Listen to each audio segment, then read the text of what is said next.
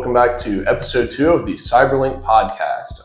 My name is Adam. As always, I'm your host, and today I'm here with Mr. Jeremiah Price. Jeremiah is the vice president of Cyberlink, one of the founding members. Jeremiah also recently graduated with his bachelor's degree from Old Dominion in cybersecurity. Yes, I did. So congratulations. Thank you very much. Yes, sir. So we're going to talk to him a little bit today about his role at Cyberlink, get to know him a little bit better as a person, and discuss the future moving forward.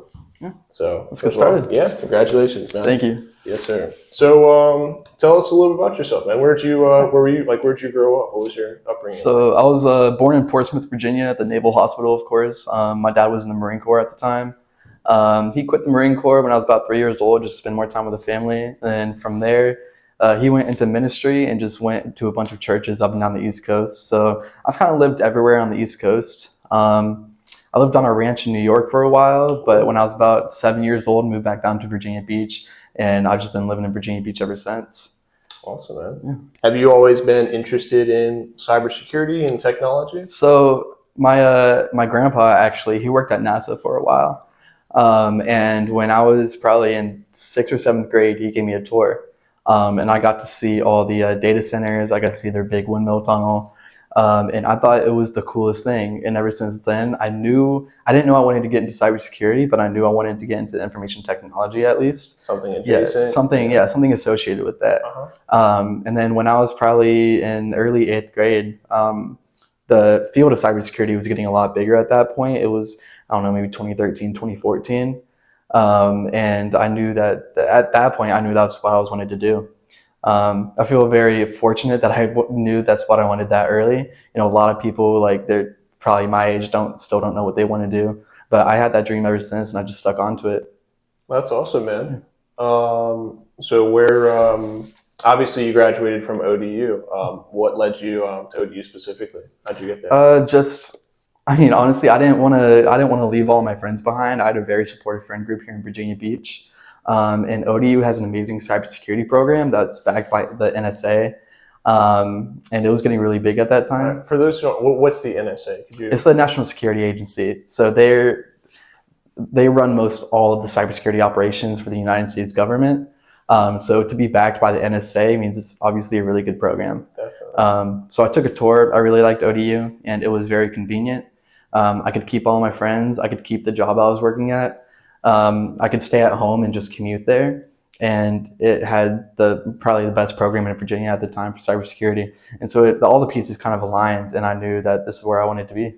That's awesome, man. So what's next for you? I mean, obviously you've achieved your bachelor's, which is a pretty substantial. What's your personal future looking like? So right now, I just got my bachelor's. I'm taking about a semester break, but I already did start my master's degree. So I plan on going back in the fall, but before that, I really want to get Cyberlink to a good operational standpoint and be able to bring passive income for all of us while supporting all of our students. And I'm also looking for a salary job to be able to fund my master's back in the fall. So I'm taking a very good, well-deserved break. I mean, I've worked pretty hard the last couple of years. But yeah, right now I'm just applying for these jobs and trying to get Cyberlink to a good point, at the point that I've always wanted it to be at. That's awesome, man. How'd you become associated with Cyberlink? So I was actually working at ODU in summer of 2023. It was a summer camp for cybersecurity. I was teaching hundreds of kids from elementary school, middle school, and high school, and adults and above. We had some 60-year-olds there. But Alan came in one day as one of the panelists. I'm sure everybody watching this already knows Alan at this point. He was one of the panelists, and honestly, he struck a string in me. And I go up to talk to him, and we hit it off pretty well. During his panelist conversation, he was talking about how he started a little mentor group, and at the point, it only had about 8 people. So I go up to him and I ask him if he can pretty much be my mentor, if I can join this group. So he sends me an address. My mom didn't really support me going to some stranger's house the week after, but I head there and I show up, and it is about eight people. I was the 9th. Hong came with me that Sunday as well, because me and him both had a conversation with Alan. And from that point, that was the beginning of Cyberlink. For the first couple of weeks, we had meetings every other Sunday. It wasn't really anything online, but we would just show up, talk cybersecurity, and just kind of all motivate each other to go farther in the field. And then about a month and a half, 2 months in, I guess Alan saw something in me because he asked me to be leadership, and me and him really hit it off.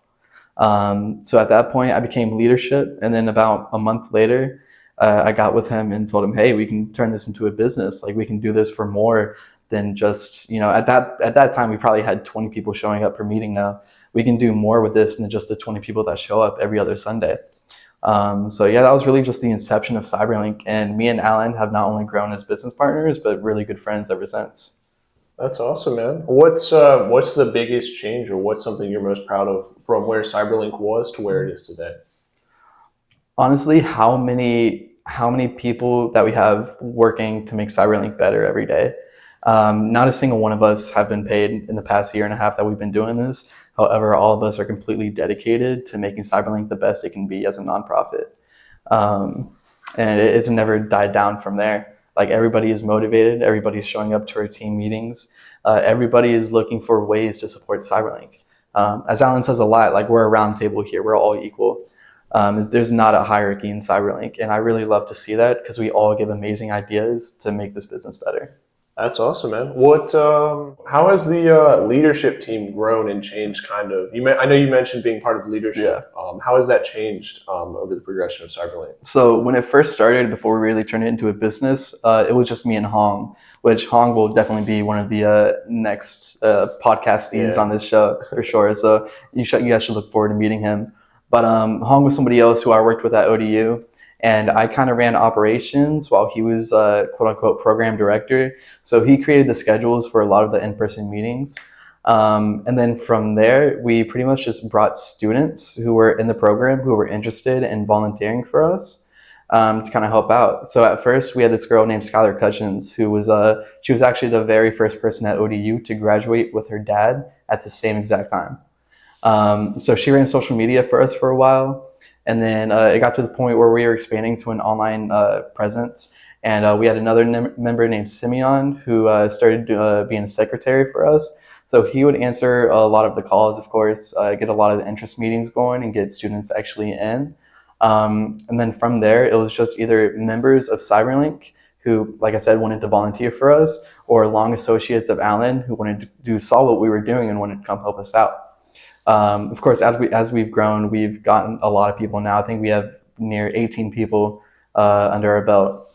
So we have social media people, we have advisors, of course, podcasting, yeah. We have secretaries, we have intelligence analysts, and we have a lot of instructors. And so a lot of the members or alumni of Cyberlink who we've actually sent through and gotten them jobs, they have come back to us to teach. Like Brittany Lashley teaches a lot of technical courses. We have Daphne Ruffin, who teaches an introduction course. We have Marcus Crocker, who is teaching IT fundamentals for a while. And then coming up, which we'll talk about later, we have a lot more classes upcoming, all taught by either alumni or longtime associates who are experts in the field. Okay. So as Cyberlink continues to expand, do you anticipate the leadership group or the instructor group expanding as well? So the instructor group, absolutely. The leadership, we actually have a lot of people under our belt right now, and we're all incredibly competent in our field. So as we grow, of course, we'll need to start kind of creating a corporate environment for our leadership and executives. But we'll only add in people as we need. Of course, maybe like a CFO. That's really the only thing I can think of. We have a board of directors, and as we grow, we are adding people into our board of directors who are interested. But for executives, all we would really need is a CFO, I believe. Okay, that's awesome, man. So for someone who's unfamiliar with what Cyberlink is, could you give just a brief, what is Cyberlink? Yeah. So Cyberlink is pretty much an alternate education platform. In the world of cybersecurity, you don't really need a degree anymore. It's more about certifications. So what we do, of course, we don't charge you $40,000 to get a degree and then to not get a job, but we help you out during the entire way. So not only, so we support you in certifications and in professional classes that builds your professional skills while you're learning the world of cybersecurity through your certifications.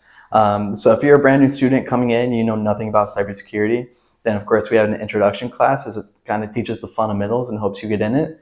And then from there, we provide you with all the certification resources to actually study. And it is a fairly self-motivated course compared to college, which kind of just gives everything to you. So as long as you have the willingness to learn and the discipline to put yourself through this, then you can get 4 or 5 certifications. And then we offer tons of classes, like intelligence classes. We're starting up a drone class to be a drone operator. We have technical classes like programming and Linux. We have IT fundamentals classes. We have professional writing classes, so on and so forth. That really focuses on the professional skills that you would actually need in the industry versus college, which has 2 years of stuff that you'll never use in life.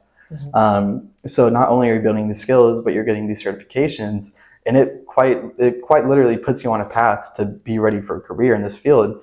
And we've had people do it in 6 months. On average, it might take a year and a half, really depending on how hard you want to work. But yeah, like I said, it's an alternate education platform to get your career started. And we have 16-year-olds in this program. We have 66-year-olds in this program.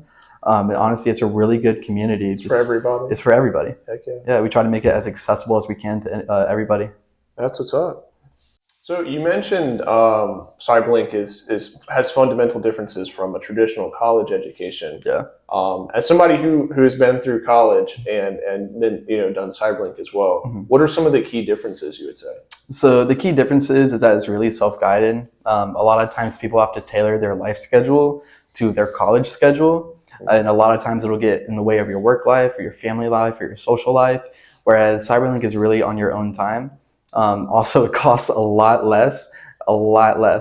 And everything that we do is tailored towards a cybersecurity career where, like I said before, college, you'll do a couple of years in many classes. You're not taking English or math. You'll never use it again. Yeah. And of course, for those key skills like professional writing and public speaking, like we do hold those classes because a lot of people might think that they need it, but really it builds those professional skills that you will use over time. And with that, a degree does help. Of course, a degree will always help. Your experience. But we do have connections. We're starting to get government contracts, and we do have employment pipelines like directly through us. So people that complete our program, and of course, like when we think that they're ready for a career in this field, we can just send them right on through. It's very rare that a college will have pipelines like that.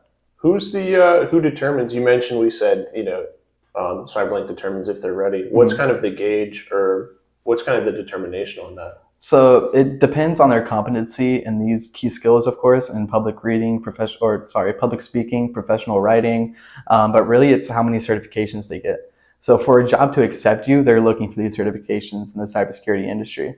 So our typical gauge is 3 to 4 industry standard certifications.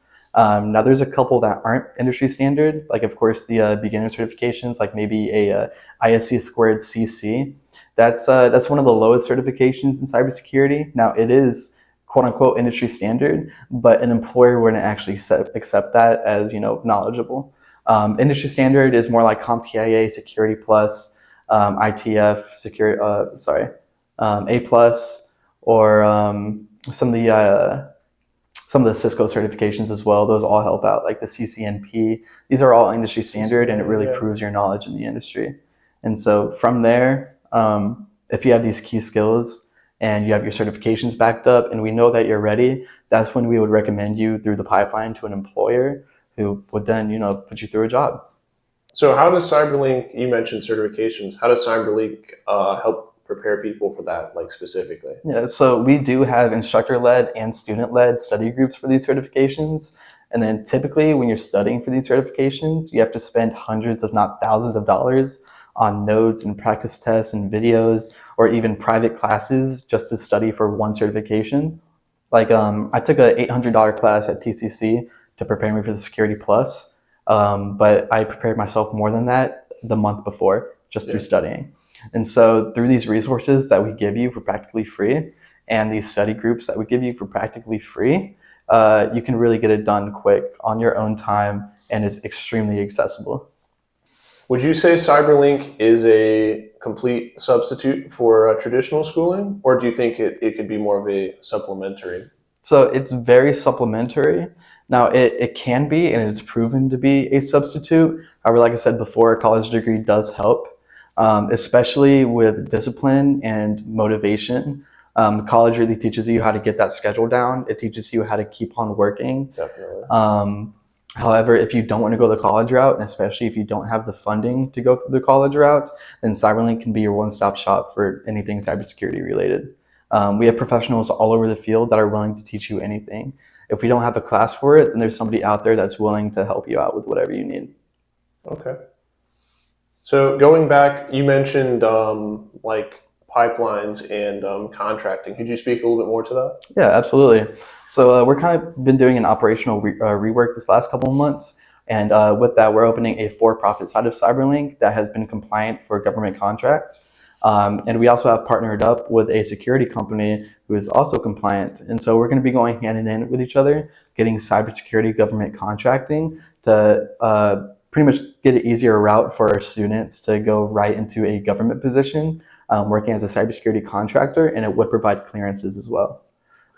So it's just a more reliable pipeline, and we can send more people through that way. It's more options for our students, especially as we grow. Word. That's cool, man. Drink break. Yeah. Little pause. So you mentioned the operational rebrand. Could you speak a little bit more to that? Yeah, absolutely. So previously, our Discord was private. You would have to call, or you would have to go on our website, schedule an interest call, and our secretary would call you at that date and time. You'd have to pay an entrance fee. It was very complicated for the students, and we're trying to make it, like I said before, accessible to everybody. Streamlined. So we're making our Discord completely public to everybody. If you're interested in cybersecurity, just the Link slightest. right here.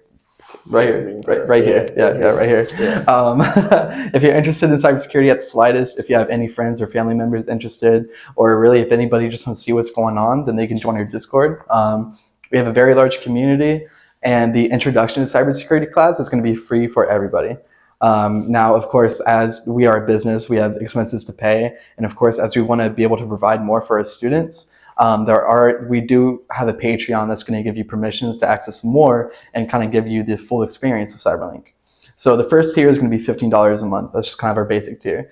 Now, if you don't really care for the mentorship, if you don't care for the publications or the classes, and you just want access to the resources, so you don't have to spend that crazy amount of money just to study, then $15 a month will give you access to all of our resources for the certifications.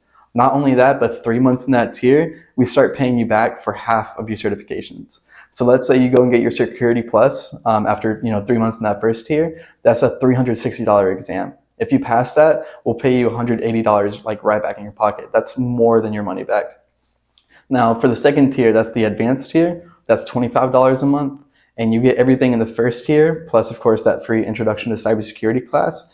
And we have a full list of mentors ready to support you, of course, only if you're looking for it. Not only that, but that gives you access to our instructor and student-led study groups, which we'll be having a couple times a week. Now, for 2 months in that tier, that's when you start getting paid half back for your certifications. Now, for the professional tier, which is the third tier, that's $40 a month, and that gives you access to the employment pipeline, to the government contracts, to all of our classes. That gives you access to discounts with our conferences. That gives you access to our publications. If you guys don't know, we have 2 PhDs in our program they literally publish people for a living. One of the PhDs has over 30 published papers. And yeah, you can actually speak on that a little bit because you've been published by him. So a couple of our research, not assistants, I would say more mentors and guiders. So if research, like academic research, is something that you're interested in, like Jeremiah said, and I'm currently in there myself. My cohort and I are working on a paper on implantable medical devices and the cybersecurity risk associated with them. But our mentors, who has been published in multiple times, ICCWS, he's nationally accredited, but they provide guidance because for myself, as an undergrad, I've never done academic research before. So it was new for myself. It was new for my co-author. So you get guidance from somebody with multiple PhDs. Tons of experience, loads of papers published. And having a paper published is significant. As far as resume building, it shows that you're knowledgeable, and Very. it's more of a above and beyond versus, you can have just a degree or you Yeah. can have just a certification, but a lot of times jobs will look, for extracurriculars. Yeah. So say like clubs, events that you've been to, papers you published, et cetera, et cetera. Yeah, So definitely, it's been beneficial, at least in my personal experience. definitely. And yeah, regarding that field, especially I've published papers, that can mean more than a degree, because there's probably thousands of people out there trying to get jobs at the same time with a cybersecurity degree, but only 0.1% are going to have actual like academic published papers. You got stats, Too, no, I made that up, but a very, very low amount. We'll put the number are actually going to have published papers. Yeah, get the number. And that's very important, and it actually gives them something to read about you, and it shows, like you said, it shows your knowledge. So especially through that, if you get published in our program and you have all the certifications, like that can mean way more than a degree ever could. And so that's really important. But those are our tiers. That's the next operational change. All this is going to launch January 1st. And of course, we're still going to have our in-person sessions, which are completely free to anybody. Those are once a month in Virginia, or like Virginia Beach and Norfolk. Coastal Virginia. Mm-hmm. We're still going to have the introduction to cybersecurity, which will be free for the entire community. And is that just so people are sure, the classes, like you mentioned, IT fundamentals, intro to cyber, are those virtual, or are those in person, or is it a hybrid? So it can be a hybrid. Right as of now, all of them are virtual. So we have people in Puerto Rico, we have people across the world, we have people in the UK who join into these classes, and you can take it from anybody anywhere in the world. But we are trying to launch more technical classes that will be in person, that are, of course, are very hands-on, and we'll probably hold those near or at Old Dominion University. So yeah, we're constantly trying to work and add more resources for our students. Okay. But as of January 1st, we have all those classes lined up already, and they're all virtual. Awesome. Could you speak more to those? You mentioned a monthly in-person session. What does that kind of look like? So on average, it's 3 hours from 3 to 6 p.m. on the last Sunday of every month. And pretty much you just come in here, Alan Walker talk for 3 hours about cybersecurity. Yeah, it's awesome. It's a really good network and community building event. A lot of times we have speakers come in, especially pizza. Oh yeah, and pizza. Yeah, we have pizza and drinks. You get to meet everybody in Cyberlink. Make connections that you wouldn't have made, without Cyberlink. And if you're lacking on motivation, if you don't really know, like if you want to get into cybersecurity, if you come into one of these, it can completely change your perspective on everything. Yeah. That's what my buddy. You can cut this out, but remember the dude I bought that had like the tat and stuff? Yeah. He's going back. Never thought this dude is like, when he graduated, we were like, there's no way he's even going to graduate high school. But he's going back to Paul V this semester. Hey, that's awesome. He's trying to. What you shake your head for? No, keep on. No, dude, Sarge is going to camp, dude. What? So, and it was literally one of the conferences. He's like, dude, Alan, your boss is making money, man. Yeah. Because he works at like a warehouse right now. Yeah. But he's all about, he's like, yeah, I gotta get this brand, dude. He doesn't do that. I don't know him to do that. But yeah, he's going back, and he's trying to do National Guard with me. Because when he graduated, he said he was going in the Army. Mm-hmm. But coincidentally, I'm going to be there before him. But he was like, hey, as long as he's doing something, that's what counts. And the fact that Cyberlink had that impact on him, and like I said before, just like one of those meetings can completely change your life. Yeah, we can keep this in. Yeah, we can keep this in. Yeah. A little example.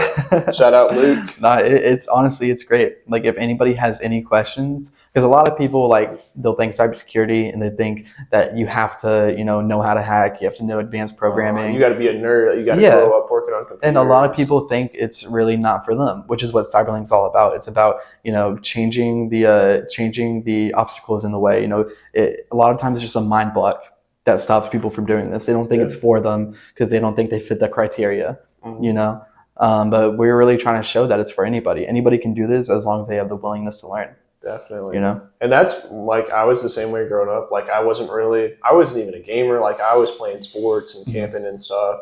So, but yeah, like I met Alan and I was like, Yeah, it was the same thing. It's like you don't have to grow up. Now there are people in that space. Obviously, Yeah. there are people who can code, like just sit at a desk and code Yeah, all yeah, day. absolutely. I'm definitely not one of them. So Yeah. it presents in many But I different. mean, if that's something you want to do, Right, it's absolutely an option. there is an Yeah. area for you to do No, that. it's like But there's IT, there's cybersecurity. They go hand in hand, Mhm. but both of those have very different subsets of the industry. Yeah. You know, like you're going to do GRC, Mhm. which you might never really have to touch a computer. not a technical. Not role, at yeah. all. It's pretty much just legal and compliance, right? Yeah. Yeah. Whereas in cybersecurity, you know, you could be you could be red team, which Yeah. is penetration testing. You can get real technical with it Yeah. and actually, you know, do that hacking. Or you can be a network engineer, you know, and set up networks. Or you can be Look at packets all day. yeah, and you can sit in a SOC, which is a security operations center, and just watch a big screen and look at packets coming through. Okay. Or you can be one of the people that actually works on the hardware, you know, plugging the cables in. There are so many different subsets that require so many different skills. As long as you're interested in one of them, you can get into this big cybersecurity category, you know? Definitely. How did you so for you individually, for you personally, what area, I know you mentioned you're looking at like getting into the field. What's your personal area of expertise? In your opinion, you know. So as of now, I'm not advanced enough to actually get in the area I want to be in. I'm fairly good at it, but really what I do want to do is penetration testing. Okay. I enjoy, well, I guess I enjoy the art of hacking. Yeah. It sounds like weird. Of course, like I'm a white hat. I don't do anything I'm not supposed to. Yeah. But it's what I enjoy. I have fun with it. And awesome. where I met Alan, I was the penetration testing mentor. So I was teaching all these kids how to hack, basically. And a lot of them loved it. And that's how I started. That's what really got me into the field. Okay. And how did you determine for somebody? Because I understand there are a lot of people who will go to school and they just think, let me just get a cybersecurity degree. Mhm. Obviously, it's a lot more than that. You mentioned the different avenues. Yeah. What would be your advice to somebody who just kind of has a general cybersecurity knowledge and is not really sure what they want to specialize in? Like, how would you go about discovering that? I'd play around with it. You know, do some research, see what different fields there are. And honestly, you want to learn all of cybersecurity as a whole, right? But one part of it you'll really enjoy. And once you find that part, find a job that fits that part. Definitely.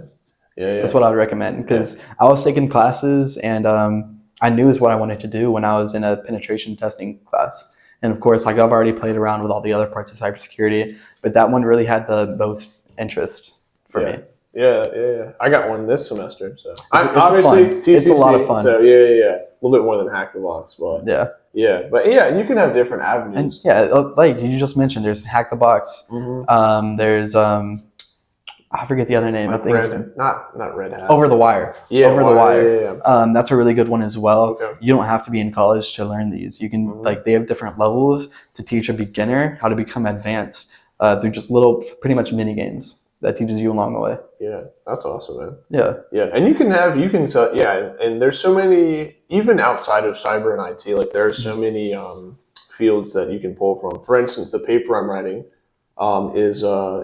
deals with the medical space, obviously, which I have connections. Like my father was a paramedic, so I had I wanted to be a neurosurgeon for like a semester, and then I was like, I'm not trying to be in school till I'm 40.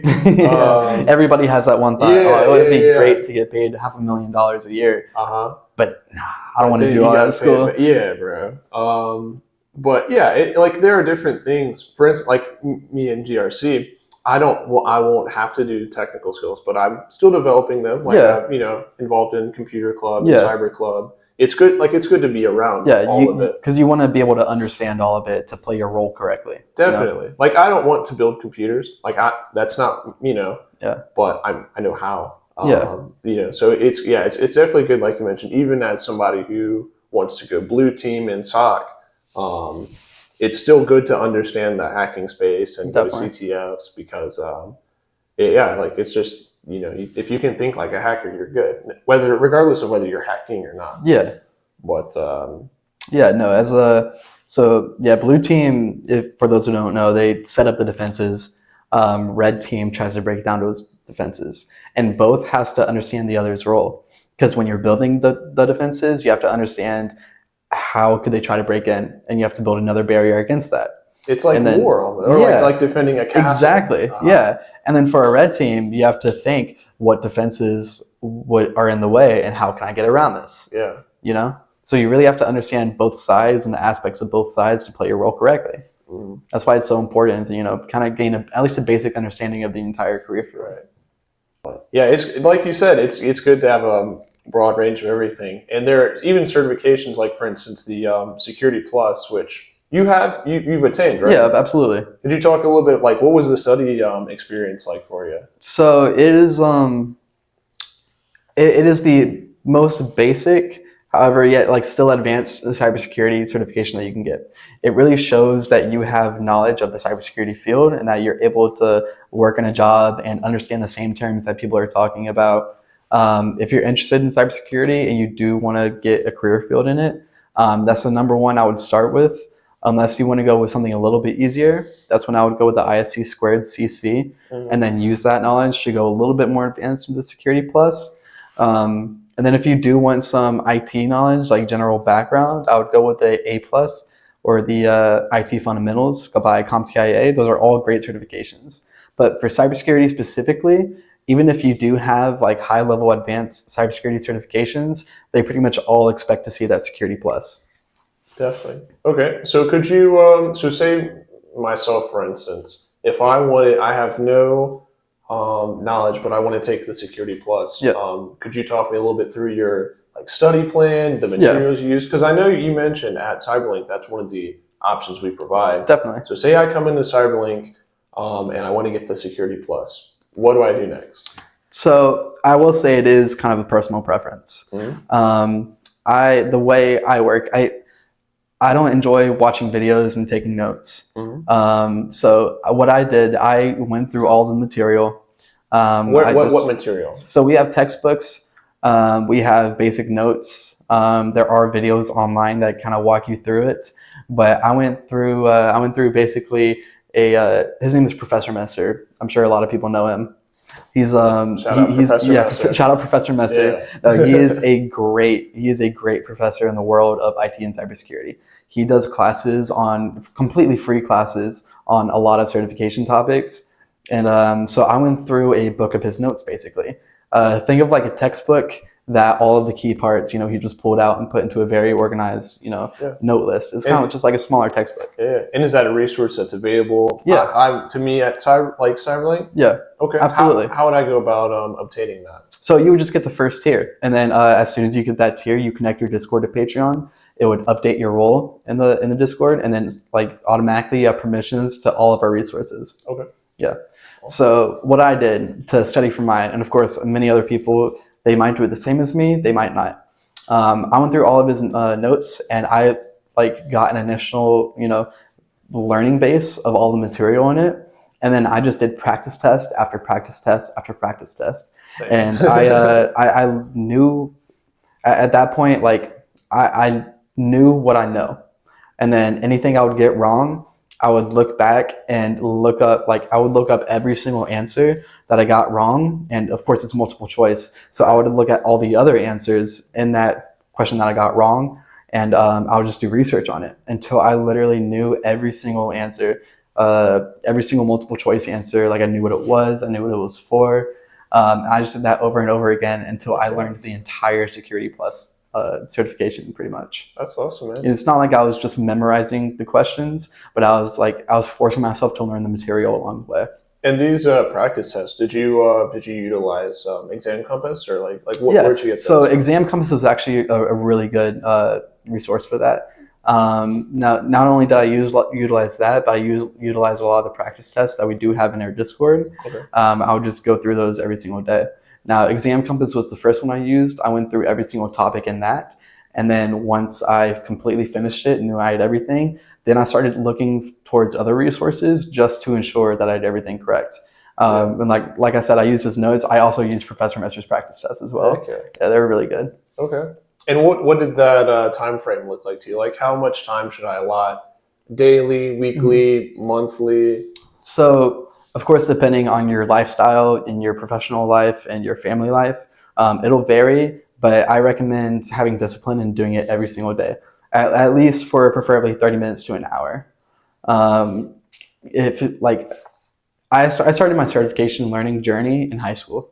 I started with an A plus, and I would be on it for about a month. I'd learn like a decent amount of it, and then I would not do anything for like 6 months. I'd just forget about it, and then I'd come back, and it's like I didn't learn anything. Yeah. You know, so the discipline and the motivation really matters when you're trying to learn these certifications, because it's not like you're trying to learn just a small part of a textbook and then have to take a test on it. It's like you have to learn the entire textbook and then taking a giant test on that whole textbook. Yeah. So what does the Security Plus test itself look like? if I remember correctly, it was about 70 questions. I think you need a 720 to pass, or 72%. Is that online or in person? Yeah, well, both. So I did mine online, but they do have in-person testing centers as well. Just however you want to schedule it. It's proctored, of course. You have people watching you, and you have to be in a room with know their computers, know their people, and of course, don't plan on cheating. Don't cheat. I mean, they'll catch you if you even try, Yeah. but it's not even worth it, because if they see your Security Plus, like if an employer sees your Security Plus and they like you, but then you show up for the job and you don't know anything, then what was the point? It's just to quantify. No, like you should want to actually learn the material. Yeah. But it's a lot of acronyms. A lot of acronyms. Mm-hmm. I think it's over 200 or so. I have a document that I just go through. Yeah. But of course, there's resources to help memorize those acronyms as well. Yeah. But not only should you know the acronyms, you should know what they actually mean and what they're used for. Right. Because it's one thing to say SaaS, but it's like, what is that? Yeah, exactly. It's like it's like security as a service. Yeah. What does that entail? Yeah. And all the questions are very scenario and real life based. And so there'll be a question saying, you're a network engineer. What is the best use case for this? And it'll be 4 answers, and they all could be used, but you have to find and pick the best one for that use case. Yeah. Okay. So you mentioned the Security Plus is kind of just a base level cert. Yeah. What are some of as you progress professionally and personally, what are some of the more advanced level certifications you can look to obtain? So after a Security Plus, I'll probably go for the Network Plus. That kind of helps you understand the network side of things, and they do go hand in hand. And then past that, you can start looking at, I think it's Cisco or the IC Squared certifications, like the CCNP. And then, of course, as you get higher and higher, if you want to get into ethical hacking, there's a CEH. If you want to be, an information manager specialist, there's the CISSP. There's hundreds of certifications out there.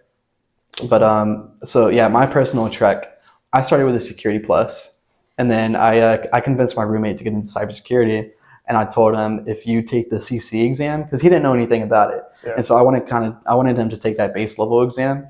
I told him, if you take it, I'll take it with you. Even though I already took the Security Plus, I just wanted to support him. Yeah. So I went and took the CC. I got that as my second. And then through college, I took 2 AWS cloud certifications. The first one was a cloud practitioner. What is AWS for those who don't know? It is Amazon Web Services. They practically own half the internet at this point. Yeah. So if you want to do anything on the cloud, if you want to do anything web-based that uses AWS, it's very helpful to get those certifications. Now, the first one I got was a cloud practitioner, which kind of teaches you the basics of AWS and their services. And then the second one I got actually 2 weeks ago was the cloud. Thank you. It was the cloud architect certification, which pretty much proves your ability to be a network engineer in the cloud and really set up like entire networks using AWS for companies. And so at that point, like just with that certification, you can be a network engineer for a company, or you can be a contractor and set up networks, on your own time. But it's really helpful. And so from here, I started studying for my Network Plus about 6 months ago, but then got busy with those master's classes in my last semester. Big flex. But within the next 2 months or so, I'm looking to get my Network Plus as the next one. Okay. And then from there, I'll try to focus down into my ethical hacking and penetration testing certifications. That's awesome, man. Yeah. Sorry, go ahead. It's very career based. Like wherever you want to go in cybersecurity. there's different certifications for that. Yeah. Like an ethical hacking certification would not do anything for you in GRC. Right. But there's But GRC the certifications. GRCP wouldn't do anything for you. Exactly. You know, and so I say once you get at least like 2 or 3 basic certifications, then That's really when you kinda hone try to down. hone it in. Okay. Yeah. Yeah. So as far as, you've been through schooling, and I know you mentioned previously that a lot of certifications can often be a valid substitute for college. What is the information, like you've been through both, obviously. Yeah. Is the information taught in college the same as certifications, or do you get different scopes of knowledge? Or Definitely different scopes of knowledge. Like, well, to be honest, no, certifications will provide you a lot more. Certifications will tell you everything that you'll learn in college. College might go a little bit more in depth into specific stuff. Like, I don't know, the OSI model, for example. But certifications will teach you everything that you need to know in a much smaller time frame, and it'll prove your ability to know it. Yeah. Rather than, a lot of people use ChatGPT to just pass their college classes. A degree doesn't really prove your knowledge in this field anymore. It's the certifications that do. Yeah. And I think as somebody who's in college as well, I think it's worked well for me. For instance, last semester I took a network security class that was hand in hand with the Security Plus. Yeah. So I think it can be a good format. Like, for instance, most of my labs were on like CompTIA, like security-based things, like network, Security Plus questions. Mm-hmm. So I think that it can be a good substitute. Definitely. Like, it just depends. Like, the way I work, like, I'm very structured.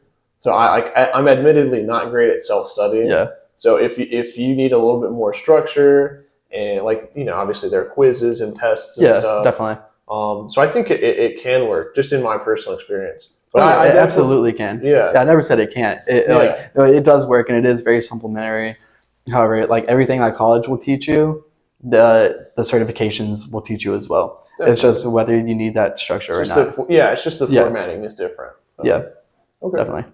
So we talked a lot about studying for certifications and whatnot. How does Cyberlink help somebody get these certifications versus just someone who's studying on their own? So, I mean, it really builds a community of people who are doing the exact same thing as you. So not only are there people to actually help you out along the way, but there's people to guide you. You have mentors fully at your disposal.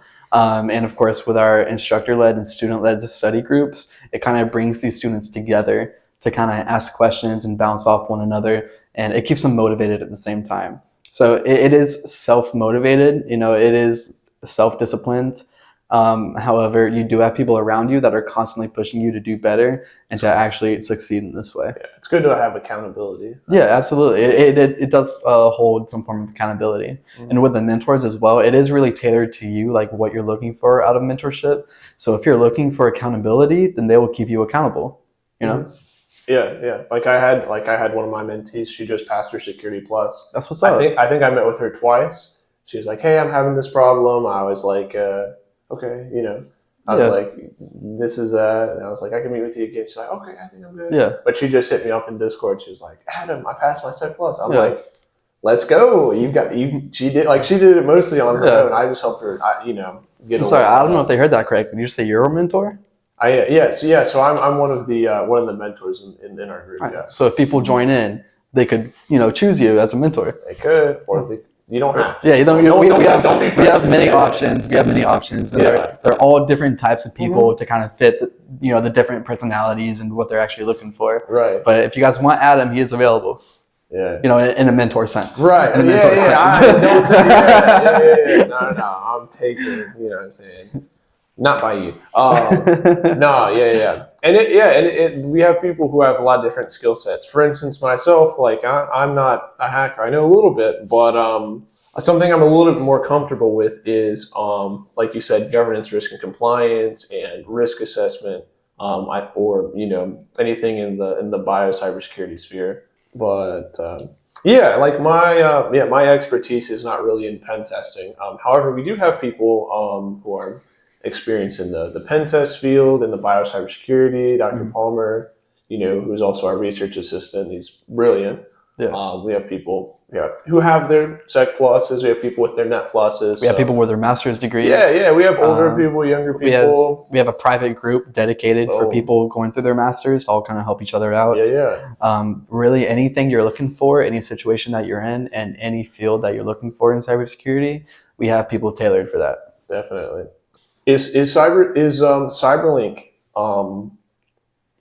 designed for a certain age group or demographic, or is it designed for people who are going through college, or? So honestly, not specifically. No, it is kind of for everybody. Like I said before, we have a 16-year-old in our program. She came in when she was 15. She is academically published now, and she's already started her associate's degree as a 16-year-old. And then we have 50 and 60-year-olds in our program. We had two 60-year-olds just get their master's degree at the same time. Yeah, it was a husband and wife. Yeah, they're cool. They're awesome. They actually just graduated at the same time as me, and they both got their master's degree. That's cool. Dude. Honestly, I don't want this to be like a stereotype, but the older generations aren't that great with computers. They don't want to learn. Yeah, they don't want to learn it. They want to stay away from that technology. Yeah. However, if anybody who has the willingness to learn, we make it as easy, available, and accessible to them, as possible. And we definitely, I agree. We definitely have as far as our instructors as well, Miss Daphne. Yeah. She's great. Miss Daphne teaches our introduction class. She's, I believe, 68 years old. She's awesome. She's smarter than most of us. Yeah, she loves it. She's a great lady. Shout out Miss Daphne. Well.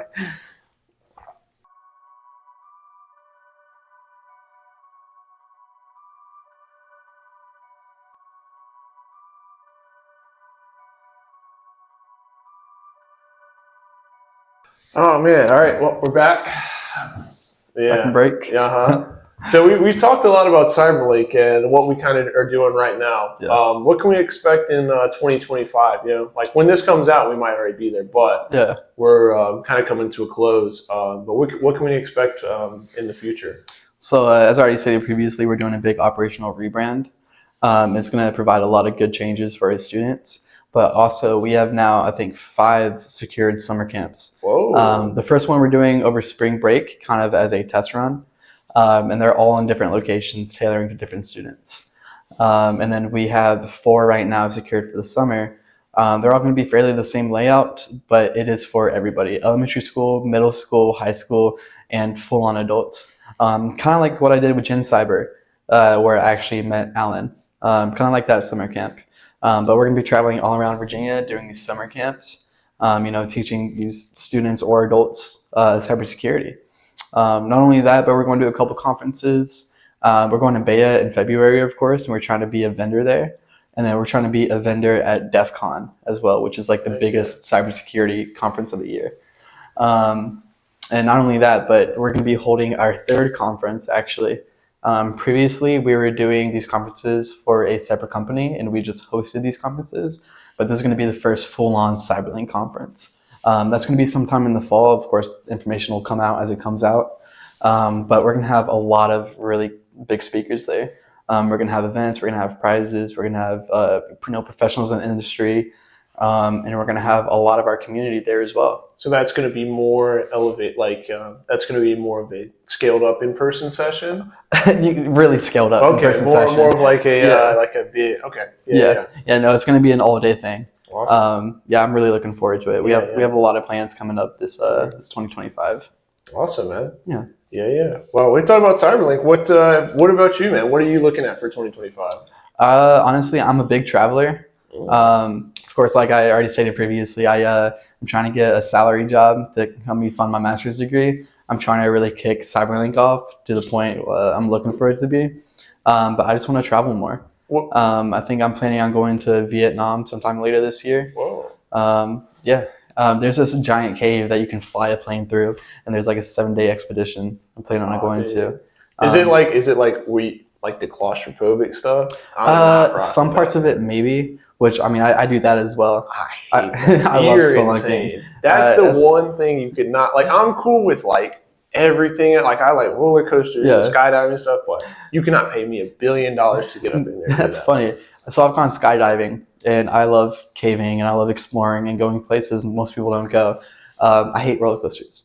Yeah, so like there's a couple that I like, but like overall, like I'm not a big fan of roller coasters. You don't rock with Busch Gardens at all? So I mean, I like Busch Gardens. I only like a couple of the roller coasters at Busch Gardens. Like Alpengeist and Verbolten are my favorites. Apollo's Chariot, I'll ride. I don't enjoy. I passed out the first time I rode it. But my second time, I loved it. I passed out the first time I rode Griffin, and I never went back. Yeah. But I went skydiving, and I loved it. Yeah. That's what I want to do for my 21st. You should. In a few months. You should. Yeah, it's so much fun. I got a whole GoPro video of me doing it. It was like a minute and a half of free fall.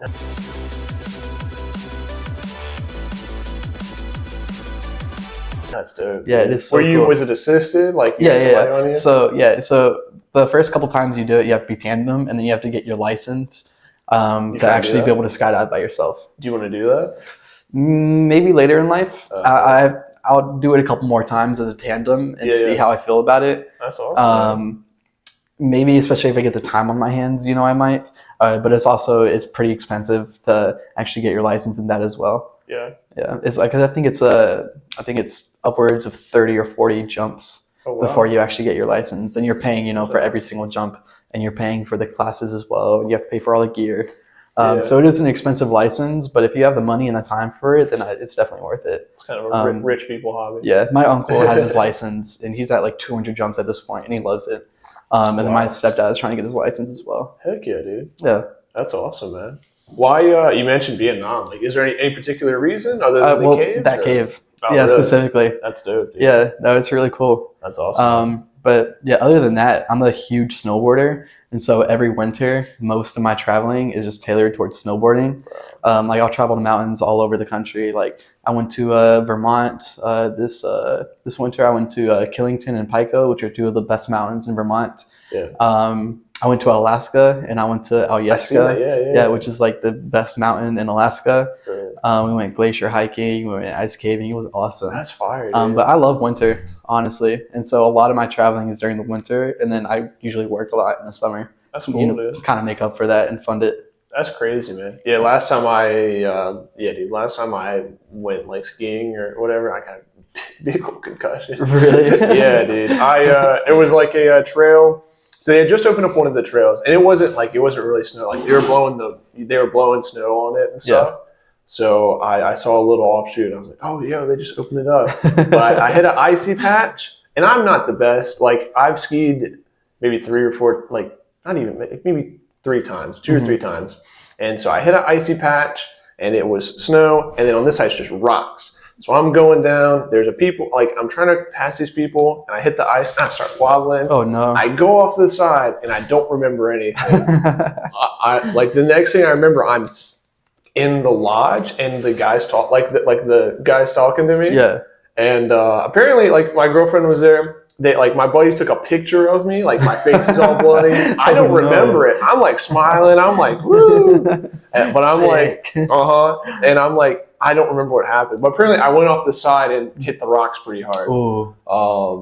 Yeah, I'll go back again. Yeah, absolutely. I got to get back on the horse. No, I learned my lesson. I caught, like when I was first learning, I caught a really bad edge going way too fast for my skill level at the time. Yeah. And I didn't have a helmet because this was like, when I was first going. Oh, yeah. I caught an edge and immediately just face planted the ground at like 30 miles an hour. That's wicked, bro. Goggles flew off. I think that's probably the closest I've been to a concussion. Yeah. It didn't give me a minor one. But like immediately after that, I bought a helmet for the rest of my rides. Yeah, dude. It was funny. I had my buddy's goggles on at the time. But I didn't have, they were up on top of my head. Mm-hmm. They were busted. Oh, no. So, I was like, sorry, bro, I broke your goggles. He's like, better that than your head. Yeah, right. Yeah. So, sorry, Jacob, I got you. But he was like, yeah. I was like, man, that could have been tough. Yeah. So, definitely next time I'll try to wear a helmet. And we went to Buffalo Wild Wings afterwards, too. Which, if you get a concussion, you're not supposed to. But I'm like sitting there, trying to avoid all the TVs and music and stuff. Yeah, that's like the worst place to go. Yeah, but we were with a group of friends. They're like, "Let's go to B-Dubs." I was like, "Well, all right." Mm-hmm. Yeah, but that's one of my biggest things in life. I want to explore the world. I really want to see everything. Yeah, everything. Yeah. Would you ever go to space? Space. If it becomes, I wouldn't become an astronaut, Yeah. but if it ever becomes commercially available, then absolutely. Heck yeah. Yeah, Would you move to Mars? that's a conversation for another time. Okay. If you gotta I- talk to me about If that. like, yeah, if I don't know, if like they already have something set up and I have no, you wouldn't be like know, a pioneer. yeah, no, I wouldn't be a pioneer. Yeah, yeah. No, I get that. I wouldn't. I don't think I'd be able to leave like all my family Friends, and my entire life behind. Pretty Yeah. much, you know. I hear that. I Yeah, get that. but however, if I was in the position where I had no family, you know, no responsibility, I had like nothing for me really on Earth, then absolutely. Yeah. Okay. But I'm not in that position, so What are you laughing yeah. for? I'd rather not leave it all He's behind. back there cracking up. That's awesome, dude. Yeah. What's your like dream vacation, or like what's one place that like on your bucket list that you haven't been, like you want to go before you die? So definitely, definitely back to Alaska, Fairbanks, like North Alaska. Okay. So I went to Anchorage and I explored like a couple of hours north and a couple of hours south of Alaska. We went to Whittier, which is like this very, very small town that can only be accessed through like this old train tunnel that only that's opens dope. once an hour. Wow. Yeah, it's really cool. However, the coolest part of Alaska is about a 6-hour train ride north up into Fairbanks. And they have this whole like igloo bar, and that's where you can really see the Aurora Borealis. The Northern Lights and Yeah. stuff. Yeah. And so we definitely plan on going back to Alaska at some point. That's dope.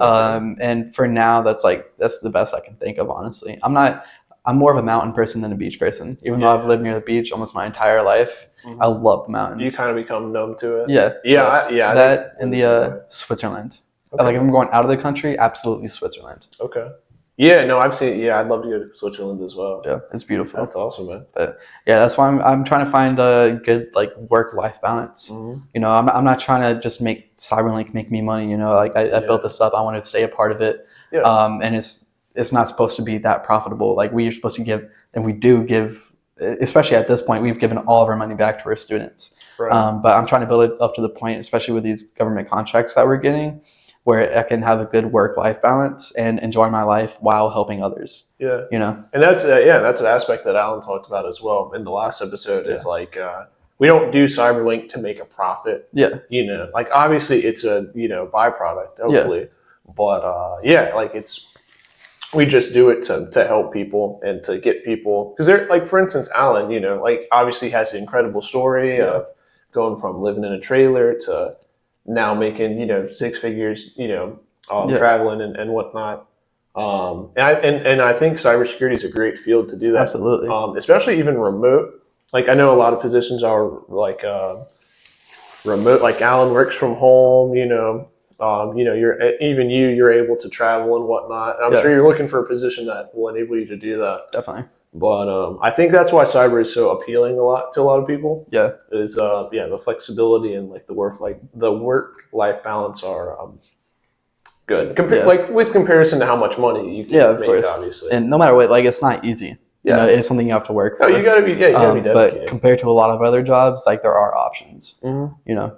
Yeah. So if you weren't doing, obviously you've talked about it, you've had a passion for cyber or things adjacent to cyber. What do you think you'd be doing if you weren't doing cyber? Honestly, I would either be a like high-end BMW mechanic, or I'd really get into cars and try to like go on the track. Okay. I'm an amazing driver. I've always loved racing. I ride bikes too. It's been my passion for years upon years. That's fine. And so if I wasn't doing cyber and like I had a true passion, it would probably be racing. Let's do it, man. Do you have a BMW? Like, do you have a BMW? So I used to. The first like sports car I ever bought on my own, it was a Stage 2 428i. Whoa. It was a 2014. It was fully decked out. Yeah. It was extremely fast. So it was only a 2.0, a 2.0 turbo. No, it was a 4-cylinder. Oh wow. But it was a 2.0 turbo, and so it was still extremely quick. Yeah. It was the 335s. Those have the V6. It was way faster than a Stage 1 335. Really? Yeah. That's dope. And that honestly made me fall in love with BMWs. And right now I have a 2018 Civic Si, because the BMW was getting expensive. It was also getting high mileage. I know the mileage is for BMW. So it was about a 95,000 when I sold it. but that 100, 120,000 mark is usually when, stuff starts breaking. Right. And so I wanted to sell it before that really happened. Yeah. And also like while I was in college and while I didn't have the money to get like a really, nice The one you BMW, want, yeah. I got this 4-door Civic Si because it's manual, it's still fast, it's pretty, it has all the technology needs. It's super reliable, super fuel efficient. It's got the sport bucket seats. Yeah. It was like everything I was looking for in a car while I didn't have like the crazy money to spend on like a BMW. What's your dream car? Like when you get established and like money's not an option. What are you building? So realistically, No, not realistic. not realistic. No. McLaren, Porsche. Whatever you want. It's a Porsche GT3 RS. All right. Yeah, absolutely. Heck yeah. No, it's one of the nicest cars ever made. That's fine. And I want to go to a track and like you can rent out supercars and just drive them around the track. Yeah. That's my plan. That's awesome, dude. At least drive one. Yeah. But realistically, after I sell my SI, I think I'm gonna get a BMW, either M3, M4, or a 340 or a 440. Okay. That's cool, dude. Yeah. I love BMWs. Yeah. I'm not the most adept, but I got some buddies that do drift and stuff like that. Yeah. But that's cool, man. That's fun. That's what's up. Yeah. It's always been my passion. Yeah, that's cool, man. So you like to tinker with? So you a tinkerer? Yeah. I have. I've always worked on my own cars. There's been a couple, big projects where I've had to get a couple helping hands, had to get some especially input. while I was learning. Yeah. But I've really built up my garage over the past couple of years to be able to do most everything myself. And I enjoy doing it. I enjoy tinkering with stuff. I didn't even say this on the podcast, but when I was in high school, it's still ongoing, but I started my own, my first company. It was a PC building company. Oh, cool. And so it's still ongoing, but my grandpa who worked at NASA, he taught me how to build computers. And from there, I really got into it. And so I started my own company, and it just gave me like the ability to play around and build computers even more. Yeah. So tinkering and putting stuff together and breaking stuff down has always been my thing. Yeah. That's awesome, man. I know Cyber is very, it's great. It's geared towards like hands-on people. Yeah. Because even like I'm involved at the computer club, and it's kind of the same. Obviously, you're more independent, but like for somebody who didn't grow up around it, I think it was good for me. Spend a couple semesters and definitely learn about motherboards and and shit like Intel, AMD, for RAM, all that good stuff. That's awesome, man. Yeah. So what in 5 years, like where do you looking just generally, where do you see yourself? So legitimately, I see myself working for CyberLink full time. I think especially 5 years. We've been doing this for 5 years now. CyberLink CyberLink itself has been established for about a year and a half, and we've already done a ton in that year and a half. And the way things are looking right now, and the connections we have, and the advisors that we have, CyberLink looks like it's about to launch to the moon. And so I'm really hopeful that it will, and I can quit all of my other side jobs and activities and just put my focus into CyberLink and enjoying my life. Do you want to retire with CyberLink? If it's possible. Okay. Yeah, absolutely. If it's possible. But honestly, if it does take off and it provides me the money, then I just want to start more businesses. I've always been entrepreneurial. Yeah, I've always been entrepreneurial. I've always been it sounds egotistical, but I've always thought of myself as a good leader. Yeah. And so I've always had many ideas for businesses that I'd like to take off, like that PC company. I want to actually turn it into a storefront. And build custom computers. I got some buddies at Computer Club who are looking for jobs. If you want, absolutely in the future. Yeah, it might be in 5 years, but we'll figure it out. Yeah. But if cool, man. If it doesn't work out, which I'm very confident that it will. Yeah. I want to get into aerospace for cybersecurity. NASA has always been my dream ever since my grandpa gave me that toy. So working for an aerospace company, it would mean a lot to me. Yeah.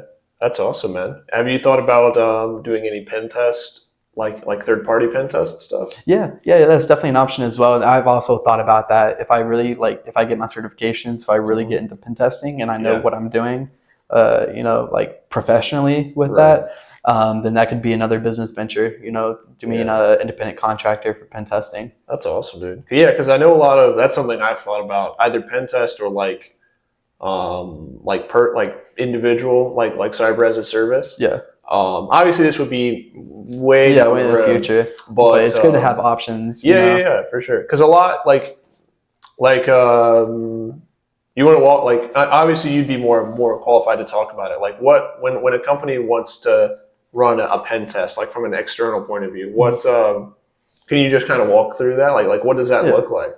So basically, they would recognize that they probably need a pen test. They'd find a vendor for it who provides the pen test. They would give the vendor a scope of what they can see, what they can't see, what is available for them. Because some companies hold classified information, and so they pretty much just tell them, stay away from this Poke area. here, but don't poke here. Yeah. Sometimes the company will give them that the systems that they are using. Other times it is a complete black box, and they just want the vendor to be in the shoes of a hacker, pretty much, and just try to get in. That's and then cool. from there, the test would start. Once the vulnerabilities are or are not found, they would provide a full report, and that's the end of that. That's cool, man. So from your side, are you interested?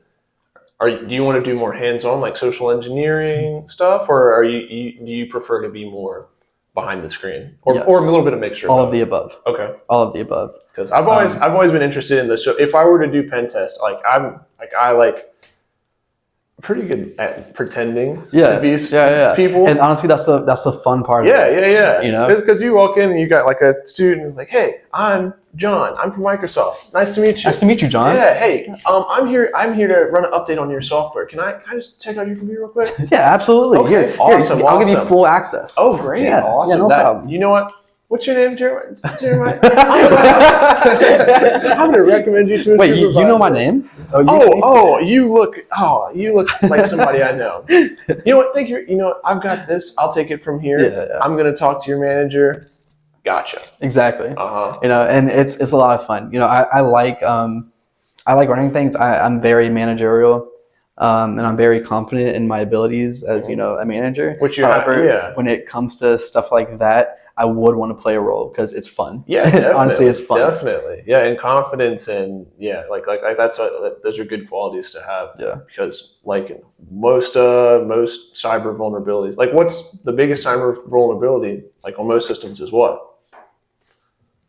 It depends. People usually. Yeah. Well. Yeah. Okay. Yeah. People. Yeah. Absolutely. Sorry, I thought you were taking that in a different direction. No. And I like that you brought up the social engineering because honestly, that's how most of it starts. Yeah. Like you can just hop on a computer and try to hack something, but if you're doing it for an actual company who has a cyber team, they probably got that figured out. Yeah. It's really the people that will hold them back. Right. And all you need is credentials from one person or access from one person's computer. Yeah. And it can completely shut down the company. Even your I think that's why it's important as well. I'm sure you'd agree, but like even training your non-technical personnel. It's required. Because like you wouldn't do that to somebody who works in the SOC. Yeah. Obviously. But if you go to somebody in HR or it's like, oh, hey, Miss Secretary, you're so nice. Can I just, like I think it's important organization wide, and I think that it's moving in that direction, of more hands-on security training. Yeah. Speaking of, I woke up one morning and it's as a cybersecurity professional, it's almost like I woke up in a nightmare because I rolled over and my girlfriend was on her phone looking at text messages, and she got one of those. Your USPS delivery, can it be the URL? And they click the URL, and I roll over. Hey, was this you? And she's putting in her information on that URL, no. And I literally this is as soon as I woke up, I rolled over to look at her, and she's doing that, and I'm like, "What are you doing? Do not do that." You couldn't have woken me up. Yeah, no, dude. But yeah, she knew after that point, but it took me explaining it to her. Until she realized it's a scam. It's and that's one thing I'm passionate. Not passionate. I would say I'm passionate about is like something that I like that we're going to be doing over the summer is like an awareness day for senior citizens. Exactly. Because for me, so my grandparents are. I love them. They're not the most technically savvy. So I'll go over there and I'll give them the rundown. I'm like, if it's blue, don't click. My grandma's like, what? Why is UPS? Like you said, why is Amazon text me? I'm like, that's not Amazon. Yeah. because in our culture, in our society, we're very reliant on technology, and the pace at which we've changed over has been rapid. However, there are a lot of people who are still from an era where that wasn't necessarily. So I think that severely, the disparity is pretty severe.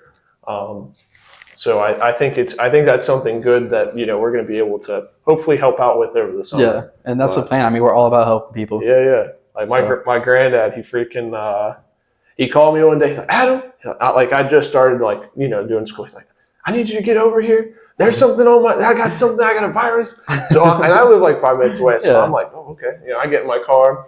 I drive over. He's like, come here, come look at my computer. I'm like, what's up? And I get on this computer, and he uses like Chrome, and then Edge is like there. Like somehow he had clicked on Edge, Microsoft Edge, and he's like, what? It's in Microsoft Edge. He's like, is that a virus? And I'm like, no, Granddad. Like, don't worry, it's just a browser. I mean, I'm glad he's paranoid. Yeah, it's better than good. Nothing. Yeah. I'm like, thank you for calling me, letting me know. It just takes it's a learning curve. Yeah, and he's like, well, whatever it is, I want it gone. I don't need it. So Which is the same way I feel whenever I get a computer and Microsoft Edge is installed. Yeah. So I'm right click, go on. He's like, wow, like 2 clicks, and he's like, wow, you're so smart. He was like, man, all these classes are really paying off. I was like, yep, thanks, Granddad. Yes, they are. Yeah. But and my granddad's had his identity stolen before. Yeah. And it's it's unfortunate. Just the vector, like the threat landscape in America. Yeah. And it's growing more and more advanced. Mm-hmm. Yeah. But I'm glad we're able to help out, and hopefully, and I like the duality of the camps is because we have a ton of smart people, like we've got very skilled young kids, individuals, and I think bringing it to people who may not ordinarily be interested in that, like sowing that seed, can have a huge impact, even if they don't go on to be cyber analysts or pen testers, just spreading awareness. It's important, man. Very, for sure. Yeah, man. Well, that's cool, man. But, and it's I want to talk about. You mentioned seeking out mentorship. Yeah. What was kind of your thought process with that? I didn't know exactly where I wanted to go, and I didn't know exactly how I would get there. Yeah. And so when I saw somebody in the position and living the life that I wanted to live, I instantly just kind of felt a connection. And I was like, he could help me out, if not, directly as a person, at least maybe he could give me guidance on where to get a job, how to get a job. Maybe he could give me a job or an internship or something, And so I went up to him and we were talking for a little bit. And I introduced myself. And as soon as I introduced myself, he was like, you have $1 million name. And it's true. Yeah, and then Jeremiah we just Price is fire. Yeah, it's pretty cool. But we really hit it off from there. And he's like, not only are we business partners and obviously really good friends now, he's like family to me, and he's like the best mentor I've ever had. He's helped me grow so much as a person more than anybody else. Yeah. And he does that for everybody around him, everybody in the business. Definitely. Yeah, I think it's crazy. Everybody has like an Allen story or whatever. Everybody has an Allen story. I think I already told my, I was at a soccer game or whatever. I had no idea what I wanted to do. I was a senior year, I'm playing soccer, I was like, oh, maybe I could, go next level. And I was like, what are you going to do? I was like, yeah, maybe play in college. He's like, what are you going to study? I'm like, I don't know, it's crazy, how transformative that can be, because a lot of people, and we're at the age too, not everybody has it figured out. Yeah, exactly. And we're fortunate because I'm 20, you're 22. We still got time. Yeah. Caleb's 11. Yeah. Yeah. I think he's 12. Yeah. Oh yeah, my fault. I forgot she just had a birthday. Yeah. Don't edit that out. Caleb edits our videos. So you don't. Yeah. He just dubs over it. But yeah, man. I think it's good. It's good, and I in my personal life, I've tried to influence people to kind of know what they're doing, which is hard because as somebody who already knows what you want to do, it's just do this, Yeah. But there's a lot of steps in between, Yeah. And I think our program is It's good for people who are just kind of figuring that, like people who maybe come out of the military. Yeah. Because a lot of our not target, I would say, but clearances, right? So like in the military, obviously you have a clearance, and if you can keep that active, that goes a long way in the contracting space, especially the DoD. But I feel like we can offer a lot to somebody who's really not sure with it. Even like you don't have to do cyber specifically. Yeah. Like we have a lot of people who are in the engineering space or the aerospace. And it's like the same thing with like the drone operator class that we're starting. We're not just cybersecurity anymore. Yeah. We're honestly just a community. Of professionals. People who want to learn. People who want to get it figured out. Yeah, because you can learn from anybody. And there's so many opportunities here for so many different types of people and so many different audiences. Yeah, like I've learned a lot from you. I've learned stuff from Caleb and Alan, and because I believe like you can learn from anybody. Yeah, and it's not a hierarchy. Like it's a round table. Right. Like we all listen to each other. We all respect each other, and we all want to help each other. Definitely. Yeah. What do you want your legacy to be? Ooh, that's a hard question. Yeah, we're good. Yeah. You can transition there. On a personal note or business-wise? Both. So personal, I wanna leave my future children a good life. What does good life look like? Like I wanna. College or? So yeah, I want to be able to provide for their college and give them a good childhood without hardships. And I want to be able to teach them how to navigate life so they don't have to struggle too much on their own.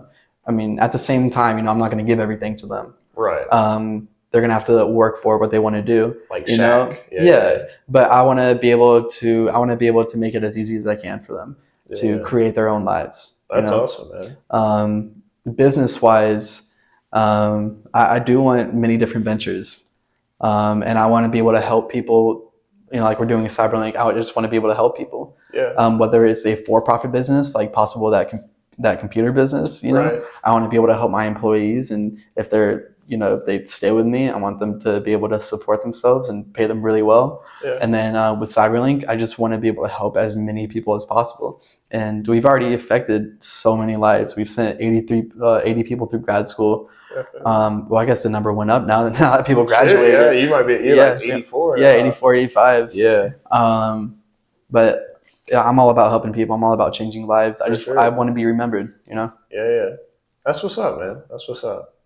All right. If you could only listen to one band, artist, rapper, singer, guitarist, drummer, you can listen to their features, right? If they're featured on anything, but you can only listen to their discography for the rest of your life. Who would it be? I'll pick a couple for different scenarios. Just one? You pick one. You can throw some shout outs, but all right. Ultimately just one. So shout out to Childish Gambino and Mac Miller. My number one is Frank Ocean. All the way. I think he's the best artist and producer to walk on this earth. Okay. He makes beautiful music. His albums have gotten me through some very difficult times. Yeah. Honestly, I think he's just a beautiful person. Okay. He's obviously he's not around too much anymore. He's living his life. Yeah, he's kind of thing, chilling. And I'm not one of those fans who just like yell at him. New music. Yeah. No, I mean he really appreciates his art of music and he wants everything to be perfect. Yeah. And so if he is working on something and he's just taking forever because he wants it to be perfect, and so be it. Yeah. But if he doesn't, then everything he's got out right now is just as good as it can be. That's fire. Do you mentioned hard times, like does music play a big part of that? Yeah, definitely. Especially just with, breakups and hard times in the past. Yeah. Everybody has their high school depression episode a little bit. And especially his Blonde album. I think that is my absolute favorite album of all time. I'm not gonna say basic because obviously I know it means a lot to you. But okay, so to be fair, he only has popular. He only has 2 or 3 albums. That's true. And so there's not much to pick from. And his Orange album, that's earlier in his career. He didn't have his perfection set up yet. It's a great album. However, every single song on Blonde is a masterpiece. Okay. I might have to go front to back. You might have to. I don't really I haven't Just done that put in a some lot. AirPods and lay down in the Yeah, dark yeah. and listen, bro. That's Nah, all you need. I'm not that rich, bro. No, I don't play. No, I get my But- headphones on. No, I really like Childish Gambino too. Okay. He's got an amazing voice. I really respect him as an actor and a person. Isn't he dropping like one more project and then he said he's done? I'm not entirely sure. So he said he Okay. was going to do that, and then he just released another album a couple months ago, and it was Yeah. pretty good. I heard I haven't but I heard the reviews. I Yeah. know, like, So it's not as good as his previous albums, in my opinion, but I mean, everything still slaps. Yeah. And then Mac Miller, rest in peace. Yeah, legend. He's amazing. Shout out, He's yeah, amazing. bro. Yeah. And he has so many Circles by Hand is different- another one of my favorite albums. Yeah, because he has so many different styles too. Yeah, you know? Like he's exactly. got the boom bap with the melodic with Yeah. you know, He can be frat very, rap. he can be, very high energy. Yeah, like or I like the very early laid back and stuff, chill. the Donald Trump, like he's on my feet. Yeah. Like he's got the feel good, but then and then he has his, he'll delve a little bit more serious, Yeah. a little bit more introspective and Yeah, stuff. but Circles is my favorite album by him. Okay, I rock with that. Yeah. I rock with that. All right, man. Well, we've had some good conversation, man. Again, thank you for coming out. Yeah, It's absolutely. been a pleasure. It's been a pleasure. Yes, sir. I know you're fresh off of graduating and life's new and exciting. Oh yeah. I mean, you're older than I am. I'm not saying. I finally have time on my hands. I know, dude. That's awesome, man. You got any crazy Christmas break plans or Not for Christmas break. No. I'm a bartender right now, so most of it's just working. pull up? Yeah, pull up. We have a big New Year's Eve party going on. So Okay. this is the first New Year's Eve I actually have to work. But dang. it should be pretty fun on my end, actually. Okay, That's cool. But yeah, just spending Christmas with the family. New Year's Eve, I'll be at work. And then January 1st, we'll be, launching that rebrand. Kicking it in with That's Cyberlink. awesome, man. So, Yeah, if anybody's interested, go to cyberlink.org. We have our Discord. We have follow our Instagram. And we'll put our Patreon there as well. Our so, YouTube. Yep, YouTube. Yeah. Yeah. But yeah, man. I love how we said pull up, but like this. Yeah, right. Pull up. I'm not going to tell them where I work. No. Yeah. Sorry, but Yeah. yeah, if anybody's interested in cybersecurity whatsoever, or if you just want to join a community of people ready to help you out in any of your needs, or if you're an employer looking for people to hire, or if you just want to come speak at one of our events, you know where to go. www.cyberlink.org Amen. with a C at the end. Oh, yeah. They already copyrighted it. Yeah. Plus, it stands for. Learn, inquire, network, and communicate. Boom. Yeah, so it's cyber and then all caps LINC. Oh, yeah. What? All right. Well, this has been another episode of the Cyberlink podcast. Again, special thanks to our guest, Jeremiah Price. Thank you. And we'll see you in the next one. Absolutely. Deuces. Prospera ad Astra. Boom! Come on. Let's go. And then you do the outro music. Yep.